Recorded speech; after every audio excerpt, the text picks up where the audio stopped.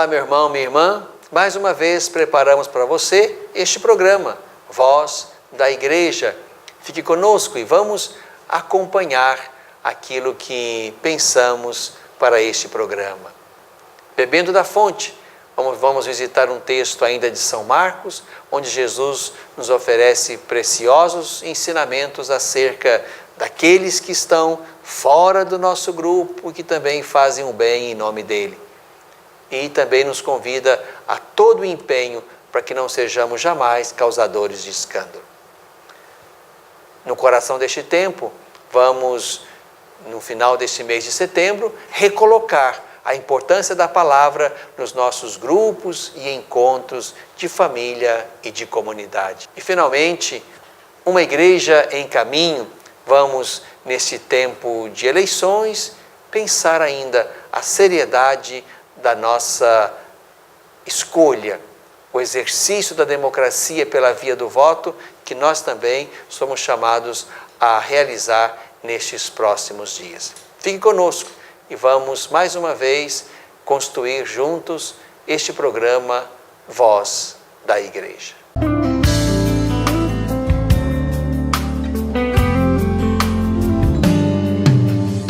Bebendo da fonte.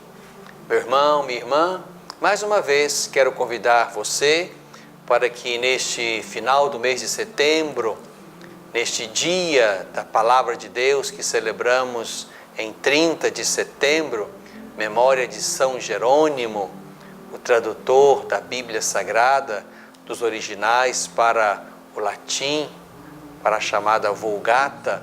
E neste programa quero convidar você a partilhar comigo, a beber comigo da fonte do Evangelho de Marcos, no capítulo 9, dos versos 38 a 48. Marcos, capítulo 9, versos 38 a 48. João disse a Jesus: Mestre, vimos alguém expulsar demônios em teu nome, mas nós o proibimos, porque ele não andava conosco. Jesus, porém, disse: Não o proibais, pois ninguém que faz milagres em meu nome poderá logo depois falar mal de mim. Quem não é contra nós, está a nosso favor. Quem vos der um copo de água para beber, porque sois de Cristo, não ficará sem receber a sua recompensa.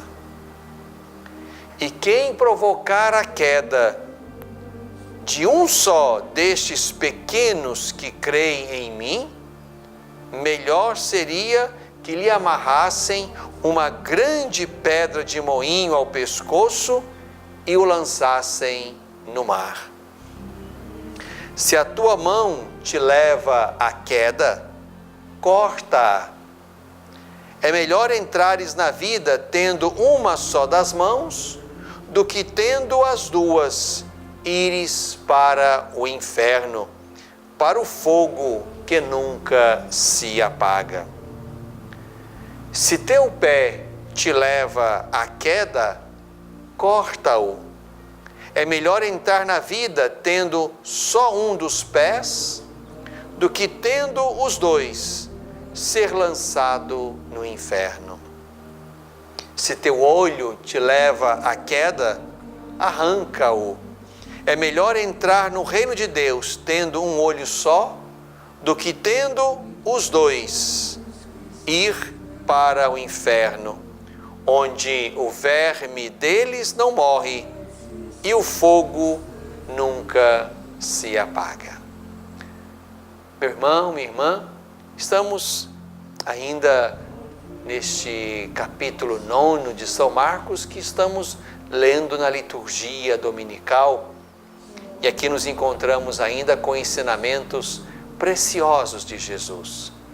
Ensinamentos que, acredito, precisamos aprender e colocar em dia, colocar exatamente na nossa prática cotidiana de reconhecimento do outro que faz o bem, do outro também que conhece a Cristo, mesmo que este outro não faça parte do nosso grupo, não esteja conosco, não esteja nas fileiras do catolicismo, como nós hoje vivemos e somos, mas de um outro que também conhece a Cristo e que também professa em Cristo a sua fé e é capaz de também, em nome de Cristo, realizar a obra boa de Cristo.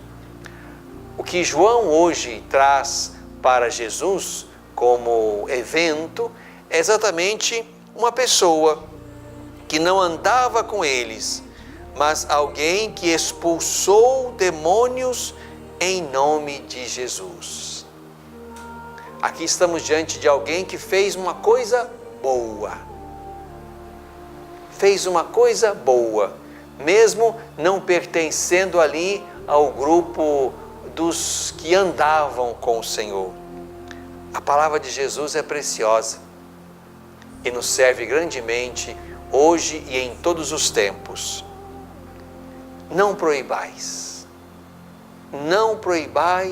aqueles que fazem o bem em meu nome, diria Jesus. Pois ninguém faz coisa boa, ninguém faz milagre em meu nome para depois, logo depois, falar mal de mim. E aí vem uma frase que de fato deveria estar bem colocada no nosso coração e no modo como nós nos relacionamos com o outro diferente de nós. Quem não é contra nós está a nosso favor. Quem não é contra nós está a nosso favor.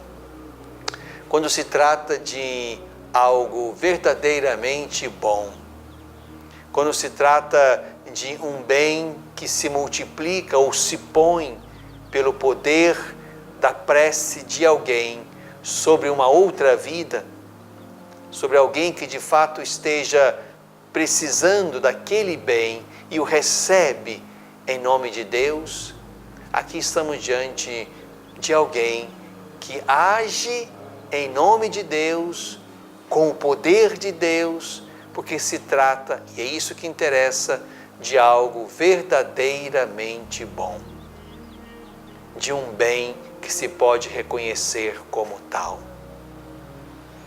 É importante que nós pensemos nisto. Isso vai nos ajudar a ver com bons olhos também a ação cuidadora, a ação curadora, a ação que vela e zela pela vida do outro e que está ali num território que não é propriamente o território do nosso grupo. Isso nos faz abrir os olhos na direção dos diferentes, daqueles que não estão conosco nas fileiras do catolicismo, mas são irmãos e irmãs que também professam a fé em Jesus, também acreditam e ensinam e agem com o poder que Jesus tem em toda parte.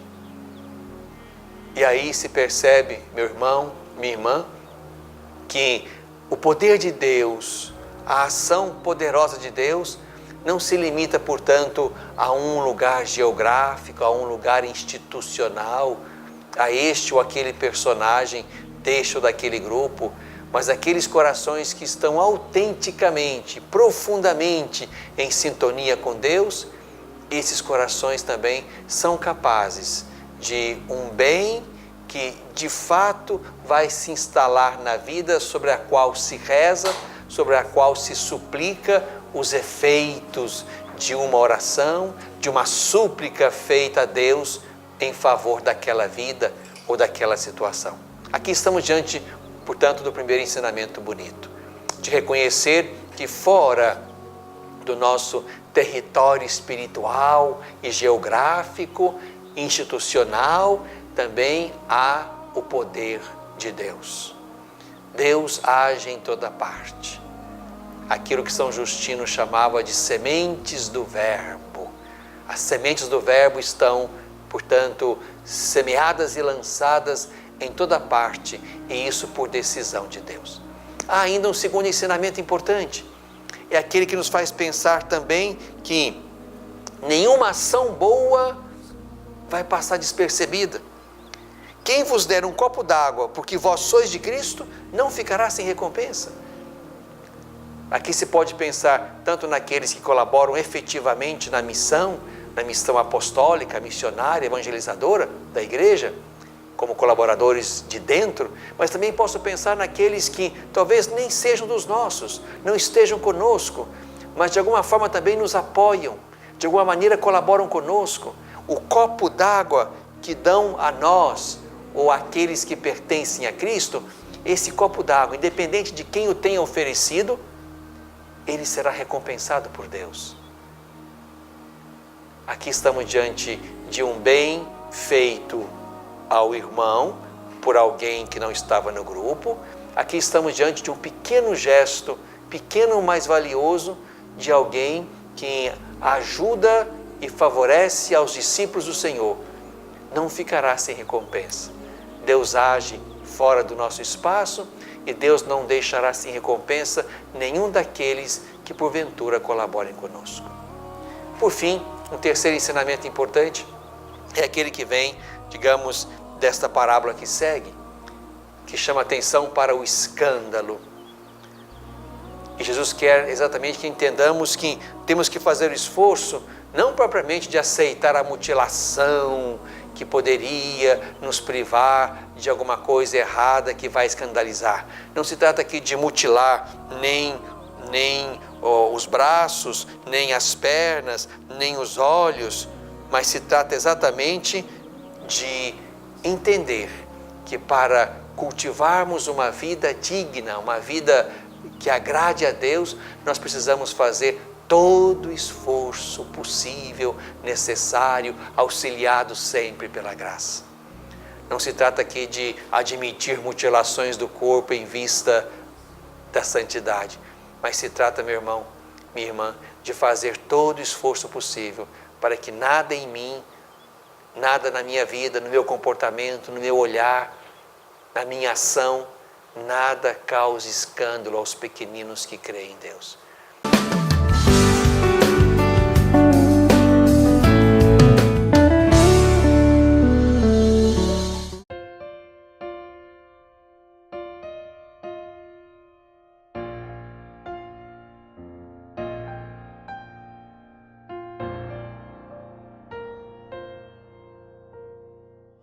Só o amor faz mover a minha vida em direção à santidade. O reino dos céus é dos violentos. Só por amor ao meu Senhor tomo minha cruz e crucificado amar Jesus. Há um horizonte pra conquistar. Só o amor faz mover a minha vida em direção à santidade. O reino dos céus é dos violentos.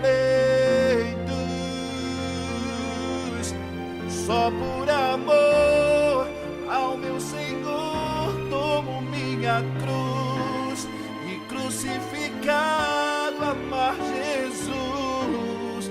Há um horizonte pra conquistar.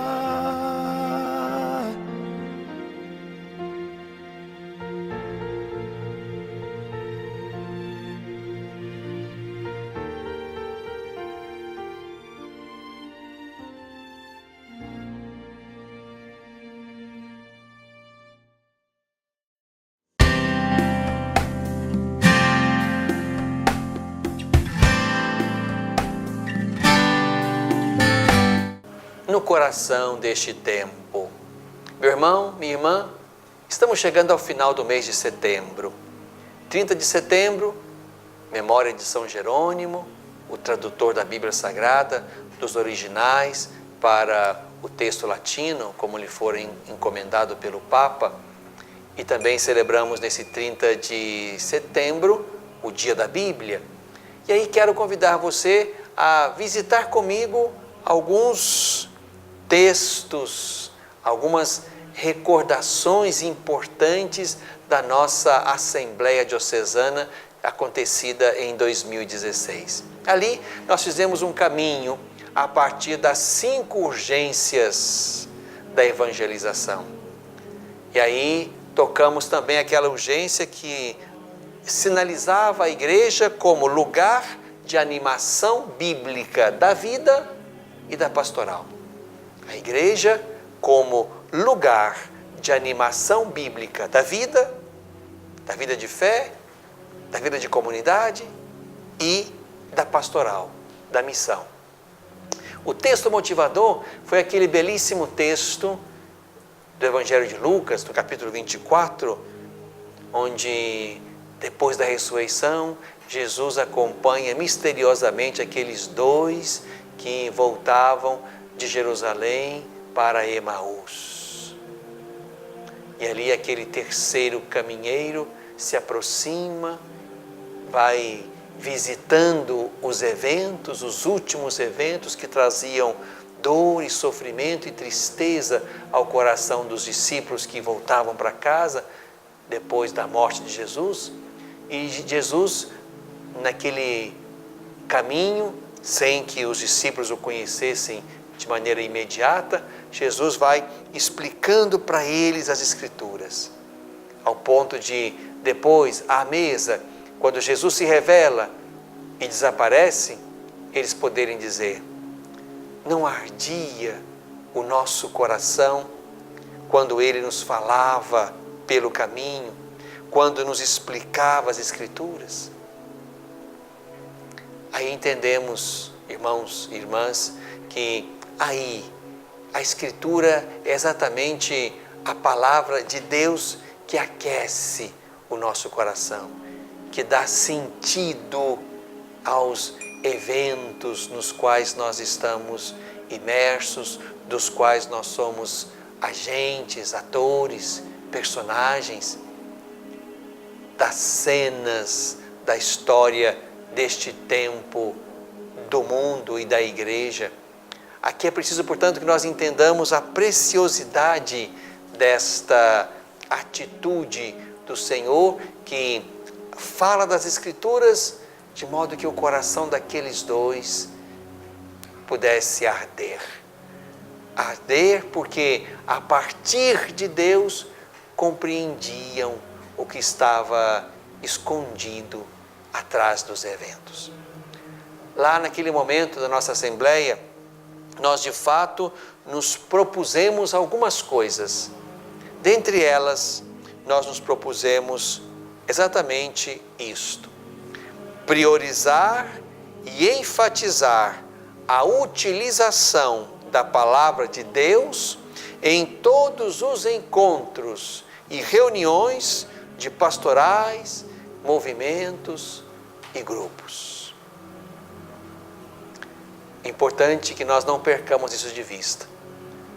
Se a igreja é a casa da palavra, e essa palavra deve nos fazer penetrar o mistério de Deus, que vai conosco e vai dando sentido a tudo aquilo que acontece entre nós, vai nos fazendo julgar a realidade com profundidade. Nós precisamos recuperar, irmãos e irmãs, o lugar do anúncio da palavra de Deus nos nossos grupos. Já fazemos isso belamente na liturgia, seja da palavra, seja na liturgia da missa. Mas é preciso avançar também para que essa palavra seja iluminadora de todos os grupos, movimentos, pastorais, reuniões, encontros.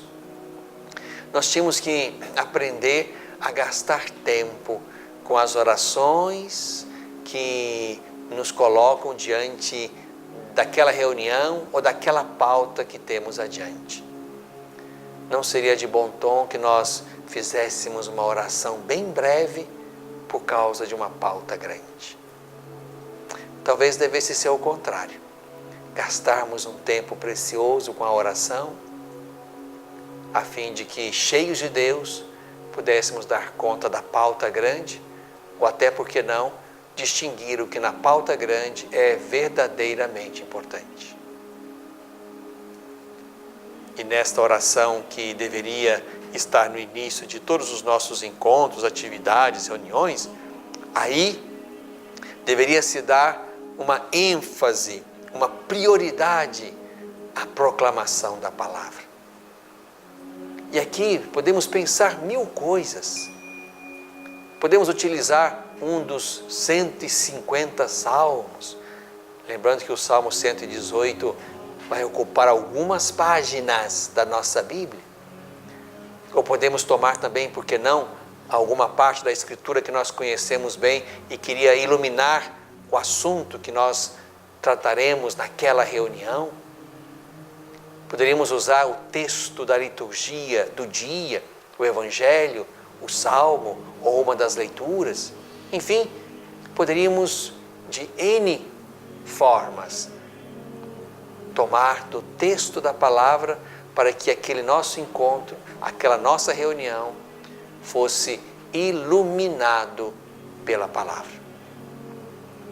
Eu não tenho nada contra os poetas, nem contra os filósofos, nem contra os literatos, mas certamente não é de bom tom que nós usemos um texto deles para iniciar ou terminar uma de nossas reuniões e nos esqueçamos de que o nosso texto iluminador deveria ser a palavra de Deus. Poderíamos fazer as duas coisas, mas deixar de proclamar a palavra porque encontramos um outro texto bonito, uma outra palavra bonita, mas que não é de Deus, é de um coração iluminado por Deus, mas não de Deus, certamente não seria uma troca bacana. Por isso, meu irmão, minha irmã, sobretudo você que está aqui na nossa Diocese de Divinópolis, onde nós nos propusemos fazer isto, será muito importante que de fato façamos isto em todos os nossos encontros e reuniões. Mas onde quer que você esteja, isso também cairia bem aí na sua comunidade, na sua paróquia, na sua diocese. O importante é que a gente não perca aquilo que o documento 100 da CNBB, aquele documento que falava da paróquia, da renovação da paróquia, da conversão pastoral, nos ensina lá no número 271. Sendo casa da palavra, a paróquia há de promover uma nova evangelização. Muitos paroquianos ainda não se familiarizaram com a Bíblia. A palavra é saboreada na experiência comunitária da leitura orante, que pode ser feita em casa. Dirigindo-se a cada um pessoalmente, é também a palavra que edifica a comunidade e a igreja, e deve ser lida lá, nas celebrações e nos encontros. Assim, a palavra de Deus torna-se a contínua animação da vida pessoal, familiar, comunitária e da pastoral de todos os membros da comunidade. Meu irmão, minha irmã, será muito importante que nós, de fato, no final deste mês de setembro, neste dia da Bíblia que celebramos em 30 de setembro, que nós, de fato, recoloquemos também ao centro da nossa fé a palavra de Deus, a Sagrada Escritura, de modo que nós possamos reconhecer que aí, dessa palavra pela qual Deus nos fala constantemente, daí nós somos imersos sempre num diálogo fecundo com Deus. fala à sua igreja, que fala ao seu povo através daquela palavra bendita que, inspirada por Ele, é palavra dele dirigida à humanidade, dirigida ao meu e ao seu coração. Somos a igreja da palavra que se fez carne, da palavra que é Jesus. São Jerônimo dizia: ignorar as Escrituras é ignorar o próprio Cristo. Portanto, quem não conhece, quem não mergulha, quem não saboreia as Escrituras, talvez não conheça Cristo, a ponto de ser discípulo dele, a ponto de conhecê-lo, apaixonar-se por ele e anunciá-lo.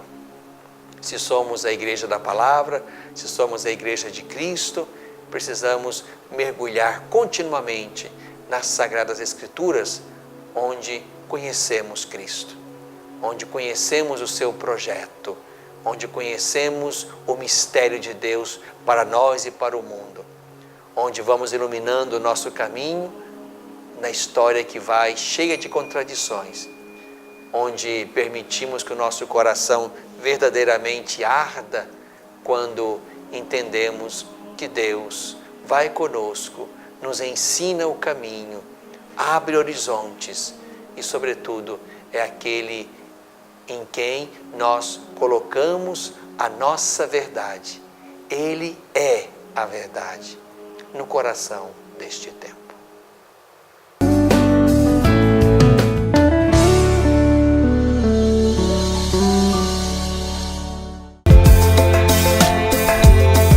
O Agenda de Deus está na segunda carta a Timóteo, capítulo 1, versículo 12.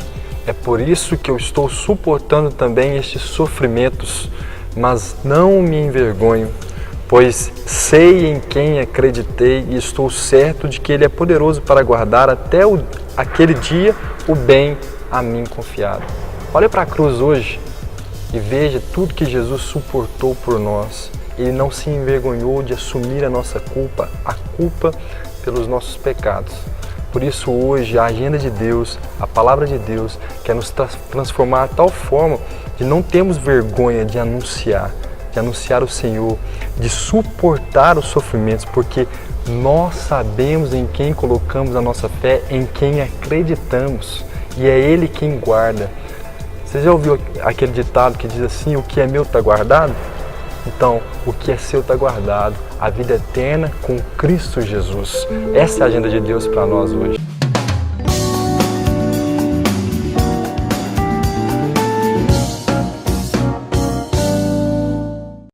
Uma igreja em caminho.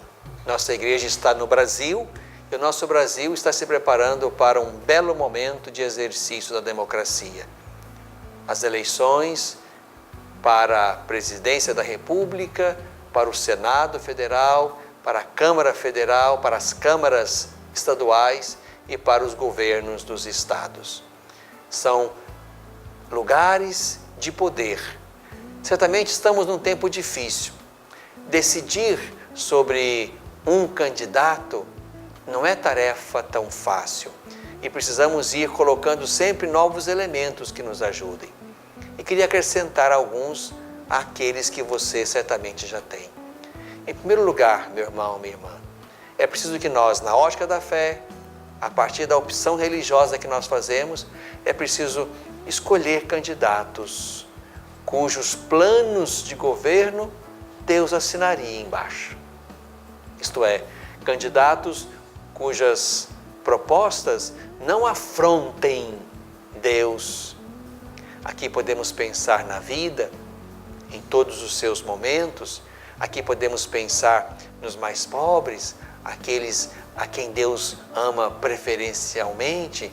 Aqui podemos pensar, sobretudo, naqueles que não receberam até aqui os benefícios sociais que mereceriam, como brasileiros de categoria inferior, como tratados até aqui, e que mereceriam de fato ser reconhecidos como os demais irmãos e irmãs com os mesmos direitos.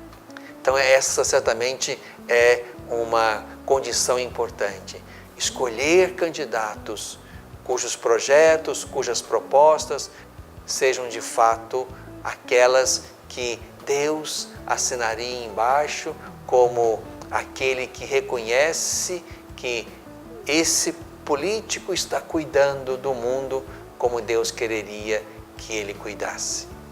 Depois, é importante também nós entendermos e recuperarmos o que foi uma conquista para o Brasil, a ficha limpa.